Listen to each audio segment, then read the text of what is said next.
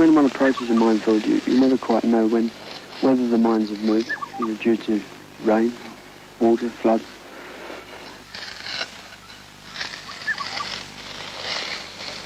We have to use a probe, and this is to feel for the mines which are buried underneath the ground. And we have to clear a certain depth and a certain width to ascertain whether we've got a breach through the minefield. Once we've cleared a certain depth and breadth, we've got to actually physically move ourselves into that cleared space. And that cleared space may not necessarily be clear. But I think it's always in the back of the guy's minds that this perhaps could be a step too far.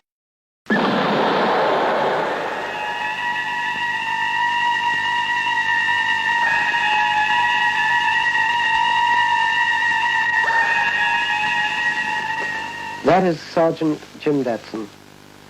At that moment, he lost a leg, and his life was suddenly and dramatically changed.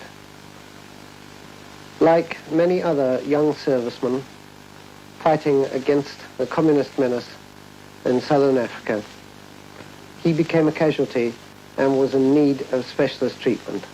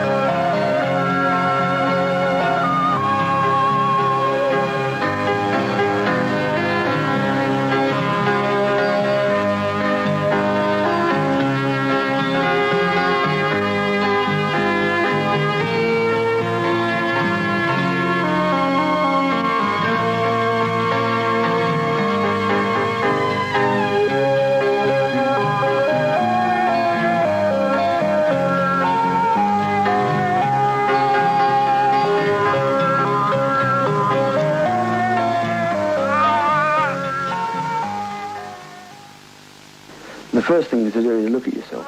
You seem to have a feeling of, well, that's a silly thing to do, or, well, why did you do that?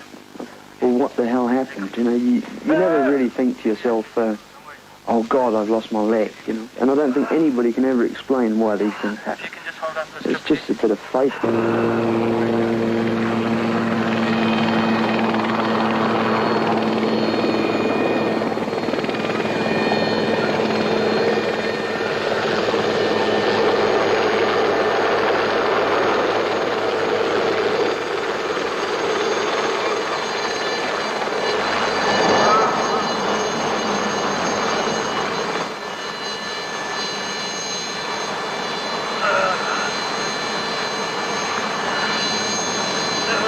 Jim Datson was fortunate.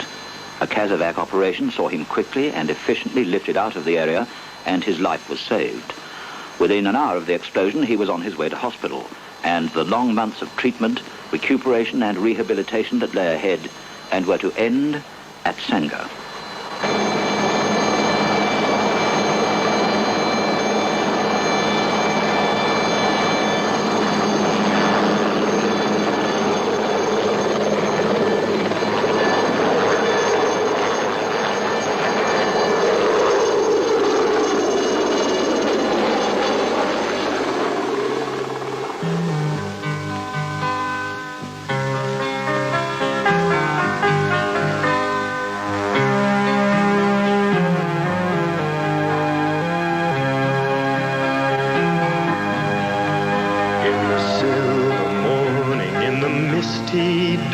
As the day rolls out the sun, there's a place of peace where all the young can gather when they've laid aside their guns.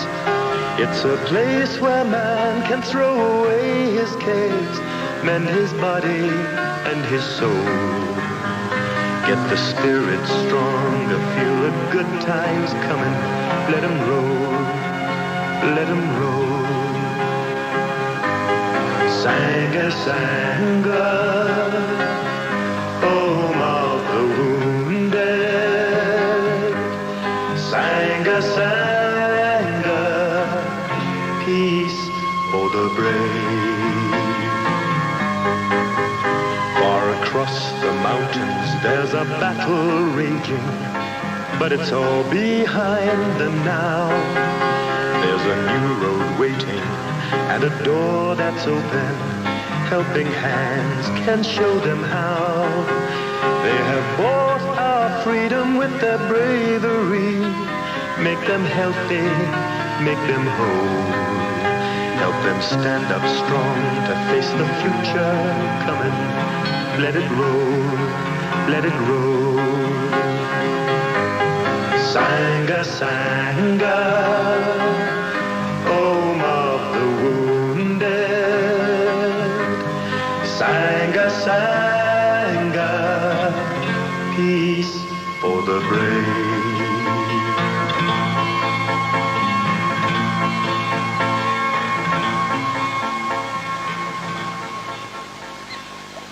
When you lose a leg, it's quite a traumatic experience, and I think that it takes a bit of time to understand what has happened to you, and you must appreciate that it is gone, and you must make the best of what you have left and sort of put it all together again.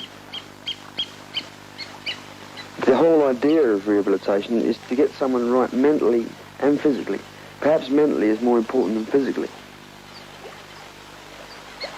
Tsanga Lodge gives an injured guy really everything he needs. It gives him companionship, it gives him interest, it gives him everything that he wants that he wouldn't get if he just sat at home in an armchair. Tsanga first became a convalescent centre for the security forces in 1976. The property, placed in trust for the benefit of young people by Mr. Charles Hanmer, had been little used in recent times because of the security situation in the area. It was proposed that the lodge should be converted to a convalescent centre to provide a stepping stone for injured members of the security forces between hospital and recommencement of employment and normal social contact. The man who proposed this concept for Tsanga was Lieutenant Dick Paget, who took command of the lodge from the start, and he has made it the unqualified success it is today. Dick is Tsanga Lodge. Everything in it comes from Dick, and I think the patients themselves, when they do leave us, take a little bit of Dick away with them. I think without Dick, Tsanga Lodge wouldn't be Tsanga Lodge.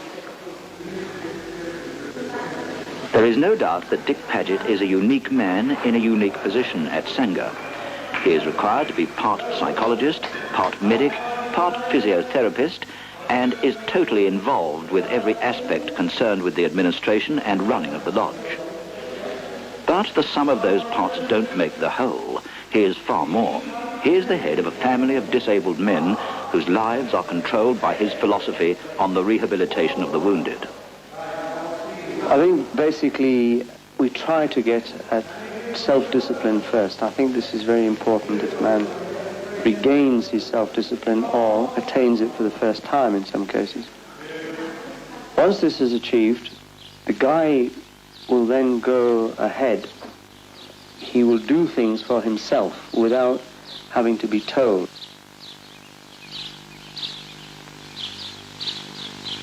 Well, Dick very simply has got his own unique approach to everybody that comes to the lodge.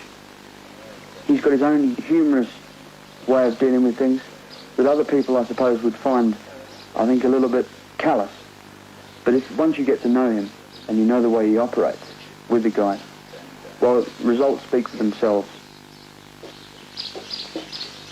I don't believe in sympathy. I just do not believe that sympathy achieves anything. All it does is make the person feel sorry for himself, and you set a negative chain in motion.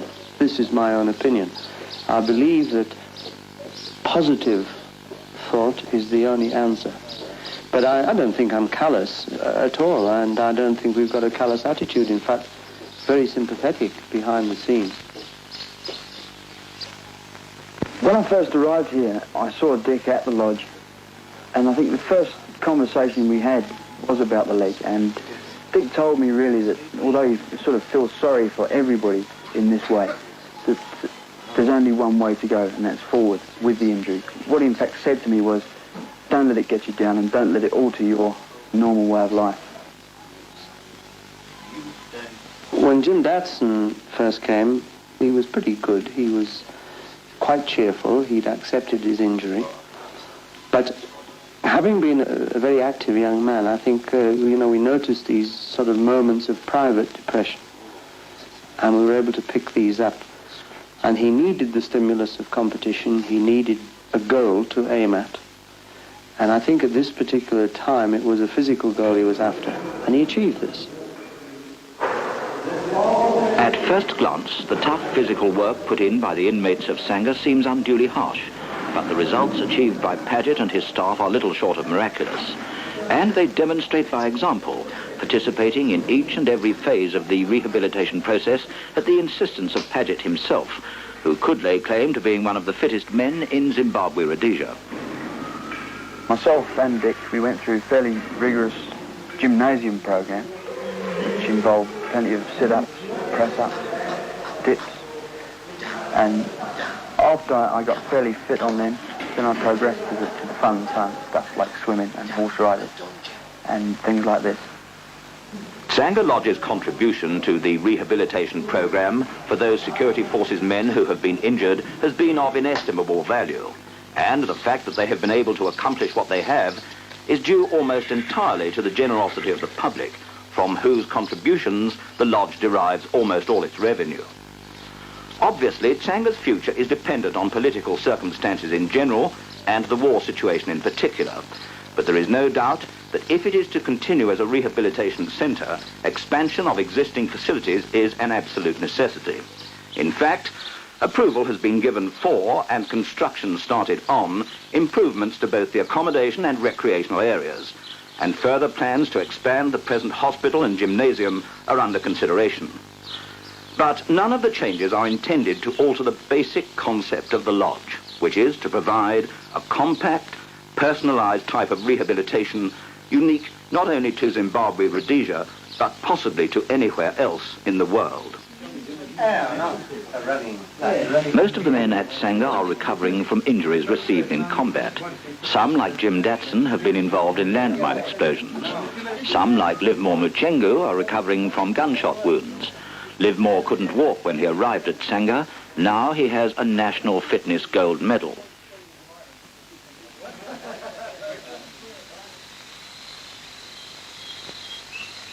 I was with the Guard Force Patrol when we were ambushed by terrorists.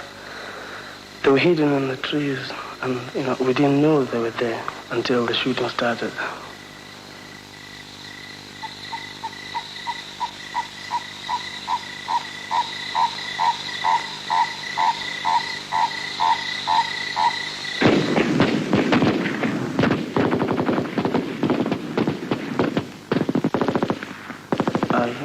I was hit by a burst of automatic fire, in both legs and in the stomach.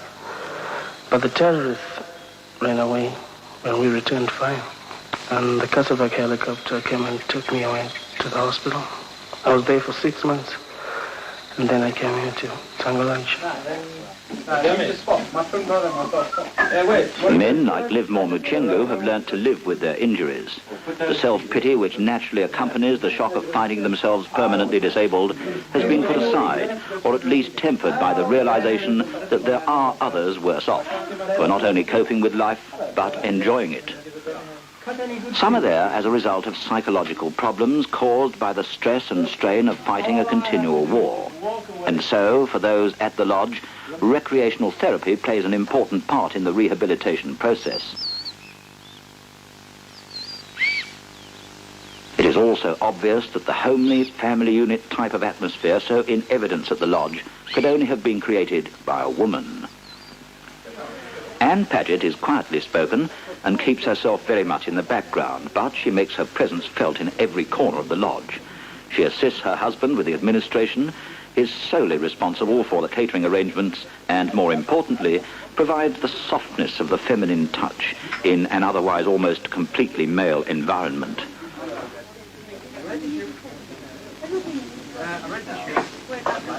Some of the men who've been at Tsanga have not wanted to leave. The tranquility of the Inyanga Downs, the care and attention provided by the staff, and the feeling of being with their own kind made a return to normal life difficult to face. But not Jim Datson. After 4 months, and now fitted with an artificial leg, he was ready for the outside world. I knew I was going to fit in with my disability. I came to terms with it very quickly, I feel, and that is probably why I wanted to leave Tsanga, to put it to the test. Well, I've always enjoyed parachuting. I was a parachutist before I came to Rhodesia, and I think the main reason that I went back to do a couple of jumps was that I felt that if I could do this, that is parachute again, I would feel that I was coming back to normality.